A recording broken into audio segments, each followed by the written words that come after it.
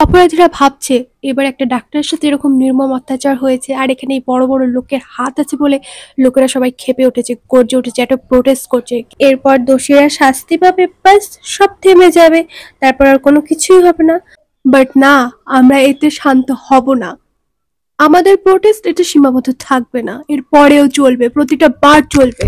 যতবার মেয়েদের সম্মানের প্রতি কেউ হাত বাড়াবে ঠিক ততবার আমরা এইভাবেই গর্জে উঠবো।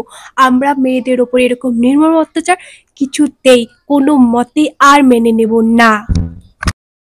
এবার তো জাস্ট শুরু হলো, সব সাধারণ মানুষ এতে সাহস পেল। এরপর অপরাধীদের আর সাহস হবে না যে এরকম কাজ করার। যে কোনো নারী সম্মানের প্রতি যদি হাত বাড়ায় কেউ, তার হাত দুমড়ে মুচড়ে শেষ করে দিতে আমরা এভাবেই গর্জে উঠবো প্রতিটা বার। এই ভিডিওটা এতটা শেয়ার করে যাতে প্রতিটা অপরাধীর কাছে এই ভিডিওটা পৌঁছায়, প্রতিটা অপরাধী দেখে, শোনে, বুঝতে পারে। আর ওরা এরকম জঘন্যতম অপরাধ করলে পরবর্তীতে ওদের সাথে কি হবে, জনগণ কিভাবে ওদেরকে শাস্তি পাওয়াবে তা যেন মাথায় থাকে। যে কোনো মেয়ের দিকে খারাপভাবে তাকানোর আগে তার যেন মাথায় আসে যে আজকে এখনকার পরিস্থিতি কি, পশ্চিমবঙ্গের কি চলছে।